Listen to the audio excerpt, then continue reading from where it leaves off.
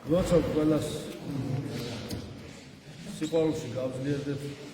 დღევანდელი სახარება ყოველთვის გვაძლიერებს და გვამხნევებს სახარება და დღევანდელი მით უმეტეს. აღა მიგავლინებ თქვენ ვითარცა ცხოვართა შორის მგელთა, იყვნენ თქვენ მეცნიერი ვითარცა გველი და უმანკო, ვითარცა მტრედნი. იყვნენ თქვენ მეცნიერი ვითარცა გველი და უმანკო, ვითარცა მტრედნი. აი ეს რაზე ვლაპარაკობთ? ჩვენ უნდა სიბზნე და სიყვარული შევარცხათ ერთმანეთს. უმანკოება, სიყვარული, სიბზნე, ერთმანეთთან ახლობლობა, ღმერთთან ჩახუტება, ღმერთში შერწყმა, ოღონდ საკუთარი თავის არ დაკარგვა. საკუთარი თავს კი არ კარგავ ღმერთის შერწყმის დროს. წვეთი წვეთად რჩება, მაგრამ ის წვეთი არ გზავდება უპიროდ ღმერთში. ღმერთთან ერთად ყოფნა, ქრისტესთან ერთად ყოფნა, ეს არის უნიკალური შანსი იმისა, რომ ამ მიწაზე ჩვენ ნეტარება მივიღოთ. ბედნიერება სხვა არის და ნეტარება სხვა. ბედნიერება ეს არის მიწიერი ასპექტი ნეტარებისა. ხოლო ნეტარება ეს არის ღმერთთან შერწყმის სულიერი ასპექტი. ნეტარება აქაც არის და იქაც გაყვება ადამიანს. თორე ნეტარება ეს ისეთი განხთობილი გრძნობა არის, ბედნიერების განხთობილი მდგომარეობა, როდესაც ადამიანი არა მარტო უბრალოდ ბედნიერია, რომ მიწაზე ცხოვრობს და აქვს შანსი იმისა, რომ ქრისტეს სისხლი და ხორცი მიიღოს, შეეხოს მაგეთა მისთა და განიწმინდოს და განიკურნოს და მიიღოს მადლი, არამედ ბედნიერება 100 წელიც რომ მიცხოვრობს იმაში კი არ არის და ფუფუნება მიწიერი მიიღოს. ბედნიერება ეს სხვა რაღაცაა. კიდევ ამის სხვა ასპექტებიც არსებობს, მაგრამ უფრო მიწიერი და შვინვიერი ასპექტი აქვს ღმერთთან ყოფნისა, მაგრამ აი ნეტარება, ცხრა ნეტარება, გაიხსენეთ.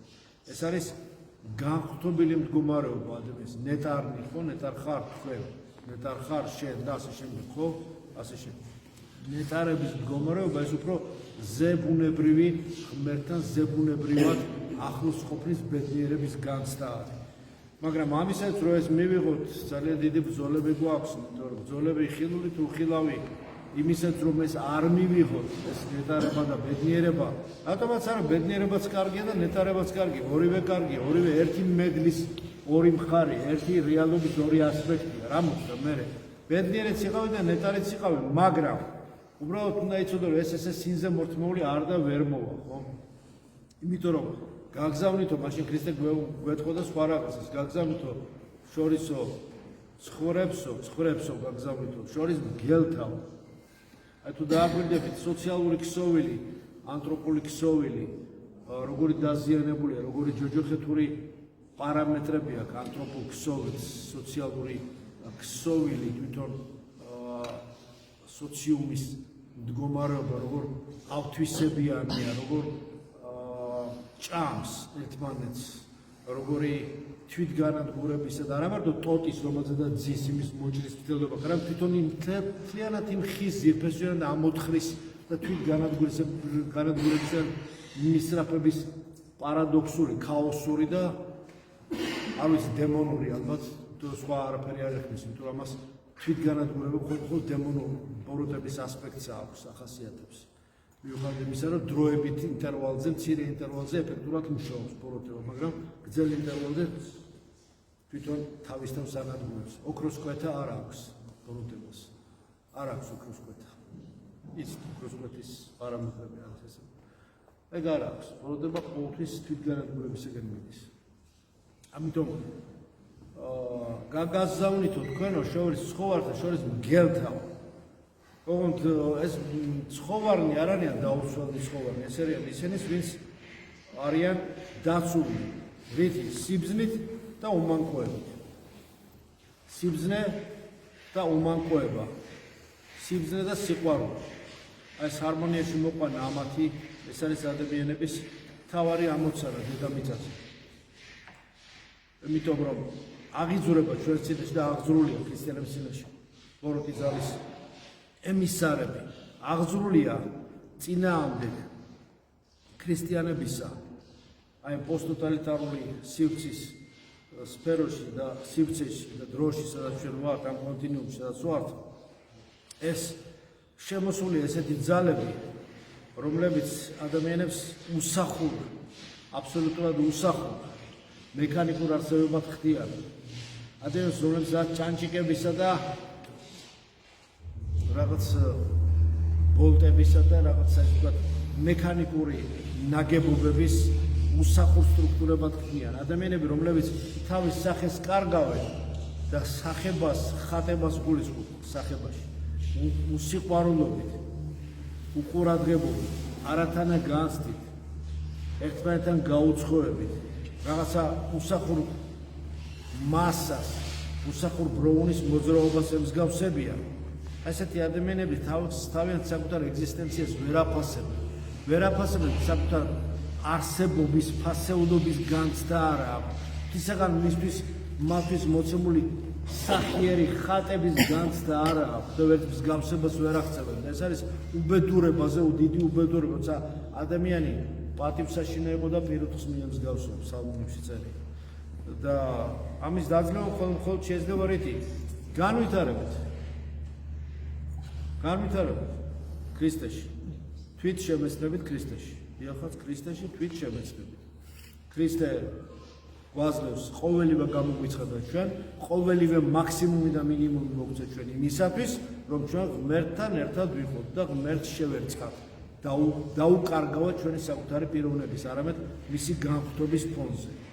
ამიტომ ჩვენი ვალდებულება დღეს ეს არის ის, რომ ეს გზავნილი უფლისა, ეს გამოცხადება, წმინდა წერილი, წმინდა გარდამოცემა მაქსიმალურად გამზადებული ჩვენთვის მოცემული არა ინფორმაცია, არა ცოდნა, არამედ სიბრძნე ღვთაებრივი შევისისხოცოთ. ბევრი განათლებული არის კი, რა თქმა უნდა, განათლებულია ძალიან ბევრი ადამიანი, ძალიან ბევრი ნაკითხი ერუდირებულია, მაგრამ განხრობილი არ არის მასში ეს ინფორმაცია. განხრობილი არის მასში ეს განათლება. განხრობილი არის მასში ეს ერუდიცია და ინფორმაცია არაფერს არ ნიშნავს, თუ კი ეს ცოდნა დაარიქცა. მხოლოდ განხრობილი შენთვის ცხოვრებაში გაცოცხლებული ცოდნა ხდება შემდეგ. ეს ცოცხალი აყვავებული ჯვარი შენში და შემდეგ სიბრძნედ იქცევა. წინამდელ შემთხვევაში თუ შენ სიყვარული არ გაქვს, თუ შენ ღვთაებრივი შენი მხოლოდ სკილებად და მხოლოდ უნარჩვეობად ქცეული რაღაც ინფორმაცია, რომელიც სარჩო საბადებელის მოპოვების დონეზე მხოლოდ გემსახურება და სხვასაც ემსახურება, ვერაფერს ვერ შვებს შენში. თუ შენში არ გაცოცხლდა ქრისტეს მიერი ცოდნა, როგორც რეალური შესაძლებლობა, როგორც რეალური სიბრძნე, ცოცხალი სიბრძნე, აყვავებული ჯვარი ხომ გინახავთ და ეს.